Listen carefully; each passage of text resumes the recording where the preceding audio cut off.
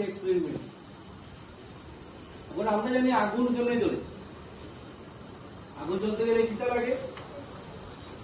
Kerosene লাগে, ম্যাচলাইট লাগবে, ওইটি লাগবে। তো আর কিভাবে আমরা আগুন জ্বালাইতে পারি? সূর্যের তাপে কেন্দ্রীভূত করে আতস কাজ দিয়ে আগুন জ্বালানো যায়। এরপর অনেক সময় আমরা মুনি ঋষিরা বা মুল্লারা দেখবা যে মন্ত্র করে আগুন, যেটার নাম পটাশিয়াম পারম্যাঙ্গানেট। তারপরে এটার মধ্যে আমরা এক ধরনের একটা কেমিক্যাল দিই।